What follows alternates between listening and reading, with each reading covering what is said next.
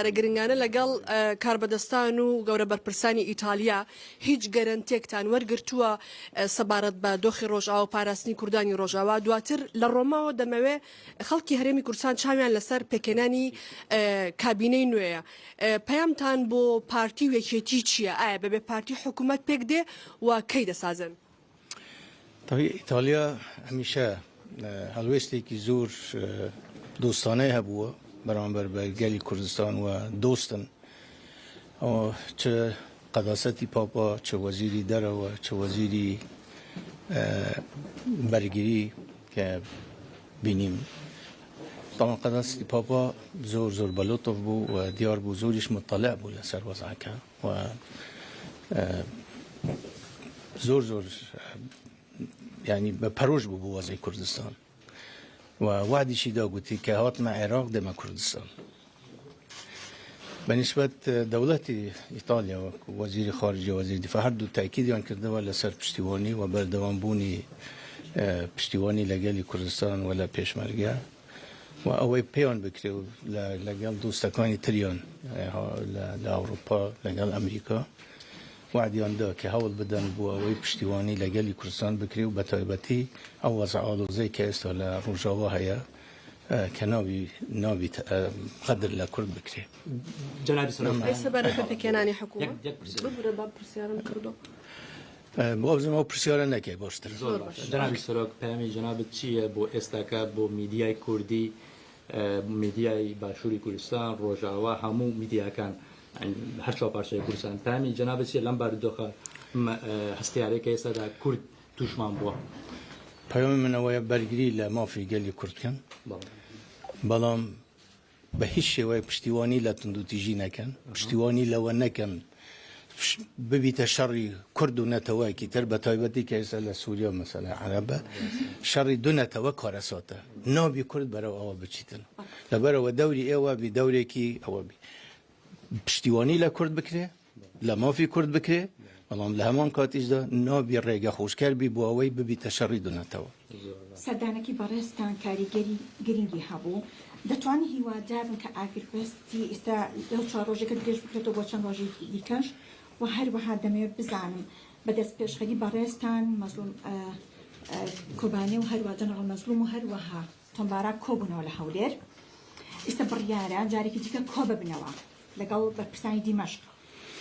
نيوانتيري كردستان چني گرنگل ردا بهيواي اون قبول نکنه بتا دانستان لقبول كني يكتري هركا اما طبيعي تفاصيل زوره والله من نوم استباسي او تفاصيل كم تون ويلي هاد هركا شر لحلب دسي بيكر من بيومك منار بو احمد شاه سروكي استاي سوريا لريجي دوستي كي عرب ك دوستي وانا وناسيار لقاليان تم شر بين دو هزي سياسي أبي علاج بكري بلام بهش هو قبول نية تعدى لكرد بكري لبروا أما تبعات زور تم ترسيداري دبي وريابن أو دواي كركة بتلفون قسم لقال مش بتلفون قسم لقال كر تأكيدي كركة أما نابي ومستحيلة وإما رجنا دين أما بي دواي هو توم باراك تلفوني كربون وتي حزة كم بما هولير مظلوم عبديش لقال من توم بسرجو ترهات اما لكوبونا ودابوين ك بيام دوي بيام هاتن كشرط دسي بيكر دوا خوي ليرة هيك حقيقة هي شركاء أما بو أو عشائر عربيانة كلاقال بشار أسد بون باشن كداعش هات التحقيان بداعش كرد كداعش تو التحقيان بقى بحسده كرد استك هذه دمشق خاطو توجاري كتير أو عشائرانه ولا يخوان قوري منطقة كان تسليمي هذا كان دمشق كردوا شركي ونبو يعني مشكلة كلي ردابو من لميجا بمظلوم وبجماعة تريش مقولتم علاج بدوزنا أو مناطق عربيانه دوي رنگ ببنا مشكلة بوعه استا او نوچه کردی که به دست ما همو هولک منویه که او بمینی و پارزراوی و ما فی خلقی عملوی به هر شیوه بی پارزراو بیتونو به شیوه که خویان اتفاقی لسر دکن دوێنێ لە هەولێر دیسان جارێکی تر کوبوونەوە بووە لە بینی مەزلوم عەبدی و تۆمباڕاک و ئەو فەرماندەی سێنتکۆم اتفاقیان کردووە کە ئاگربەس بی و ئەندێ هەنگاوی باش ئاژراوە تر ئومێدەوارین کە ئەم ئاگربەسە درێژە بکێشیت و بگەنە نەتیجەیە کە لە بەرژەوەندی هەموو لاکدا بێت طبعا شەڕ لە بەرژەوەندی هیچ کەسێکدا نییە و کردار شەرتە قسە و خو دەرخستن و مزایدات وا بزانم پێویست ناکە پرسیارێک جەنابی سەرۆک قسێکی گرنگت کرد بەڕێستان بەڵام نێوەندگیری کوردستان هەرێمی کوردستان چەندێک گرنگە لێرەدا وەسەر هەڵدانەوەی داعش ئەمە مەترسێکی گەورەی ئایا ئەوروپیەکان ئەمریکا درکیان بەوە کردووە طبعا مەترسی داعش یەکجار زۆرە داعش تەواو نەبووە و ئەم وەزعی کە دروست بووە ئێستا لە سووریا دەرفەتێکی زێڕینی بوو داعش ینی ڕخسا ئەمە هێشتا معلوم نییە چەند لەو داعشانە ڕایان کردووە. Wir geben es zu. Wir machen Dinge anders. Aber nicht, um kurzzeitig aufzufallen, sondern um langfristig etwas zu bewirken. Deshalb setzen wir auch nicht auf die höchste Wirkstoffkonzentration, sondern auf Formulierungen, die deine Haut tatsächlich verändern. Wir sparen lieber Ressourcen statt Produktionskosten. Bei uns hat kein Konzern das Sagen, sondern die Familie. Wir denken nicht in Schubladen, denn wir wollen jede Haut verbessern. Wir wollen unsere Community begeistern, nicht die Konkurrenz. For us, there's no compromise. Say yes to no cosmetics. بەڵام ژمارەیەکی زۆر وەکو معلوماتمانە ڕایان کردووە و ئەمە مەترسێکی زۆر گەورەیە. اتفاقێک کراوە بینی حکوومەتی بەغدا و ئەمریکیەکان کە ئەو داعشانەی ماون نەقلی عێراق بکرێن لەوێ زیندانی بکرێن ئەمە باشە ئەگەر ببی بەڵام هێشتا معلوم نییە چەند دەبی و چۆن دەبی. ئەوەی تر ئێمە دڵ و دەروونمان لەگەڵ برا خوشک و برانەی خۆمانە مەسەلە میانگیری نیە ئێمە هەموو هەوڵێک ئەدەین طبعا من هیچ وەختێک بڕوام بە شەڕ نەبووە حەزیشم بە شەڕ نەبووە بەڵام کە بگاتە ئەوەی تعادل لە کورد بکرێ ئەو وەختە ئێمە ئامادەین بۆ هەموو شتێک ئێمە نامانەوێ بگاتە ئەوە تا ممکن بی بە زمانی لێک تێگەیشتن بە ئاشتی چارەسەری کێشەکان بکرێ ئەبی ئەمە بی بەڵام ئەگەر بەرنامەیەک هەبوو تعادل لە کورد بکرێ و کورد نەمینی لە منطقە ئەو وەختە ئێمە هەموو یەکین.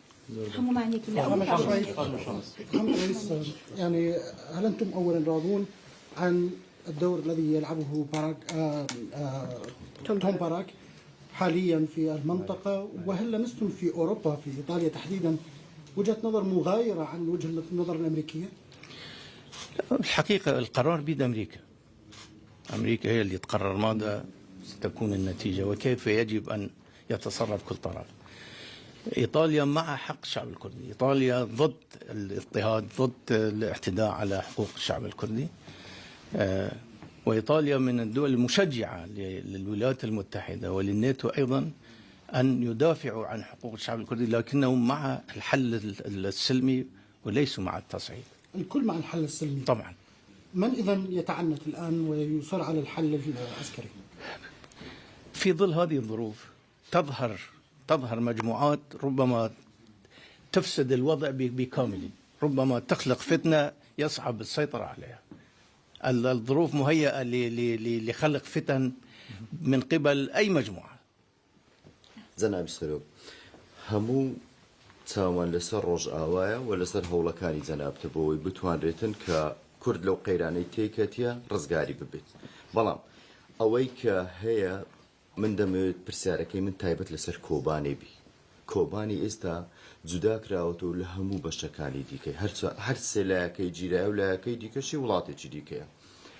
چی بۆ ئەوان دەکەی؟ والله هرچی پێم بکێ دەیکەم ئەگەر ئەو مەجالەم هەبە وەکو ساڵی 2014 ئێستا قووەتە منۆر بکوبۆ بەڵام ئەو دەرفەتەوە ئەو فرسەتەوە ئەو مەجاالە ئەو وەختە هەبوو ئێستا نییە. ئێستا کوبانی لە زمانی ئەو ناوچانەیە کە ناوچەیەکی کوردیە ئەبی دەستی لێ نەدرێ ئەمەیە ئەوەی کە باس کرەوە ئیتفاق کرەوە لەسەری ئێمە لەسەر ئەوە دەڕوین و هەمووشتان دەزانن کە لە ڕۆژی یەکەمەوە داوام لە دەستگای خێرخوازی بارزانانی کرد کە بە هەرچی ئیمکانیاتیان هەیە بچن بوو کۆمەکی خوشک برانمان لە ڕۆژاوا و الحەمدولله وابزانم ڕۆلێکی بۆشیان بینیوە تا ئێستا و بەردەوامیش دەبێت. چۆن جارێکی دیکە کۆبانێ بەو ناوچانەی دیکەی کوردستان دەبەسترێتەوە چۆن کار بۆ ئەوە دێت؟ والله کار بوو دەکرێت بەڵام چۆن دەبێ من نازانم ئەوە بینیتەوە لەسەر هەڵ و مەرج و چۆن تەتەوراتی وەزعەکە دەبی لە منتیق. زۆر کۆمەڵگەی نێودەوڵەتی وا بێدەنگن بس وابزانم من لەناو هەموو پەرلەمانی ئەڵمانیا و بروکسل هەموو شوێنەکانە ئێمە ئەمانێ بزانین ئێمە هەڵمەتێکمان دەست پێ کردو کە هەموو فراکسیۆن هەموو پەرلەمان ئەگۆڕین چۆن ئەم تەزامنەی شتێکی خۆشە یعنی ناحیەی معنەوی بەڵام تو ئەبی شت لەسەر ئەرز بکەی. بۆچی بێدەنگە بۆچی بێدەنگە کۆمەڵگەی نێودەوڵەتی؟ والله من حەزەکەم ئەو کتێبە بخوێنەوە ئەوەی بوو مێژوو. خۆت هەبی خەڵک هەیە خۆت نەبی کەست نییە.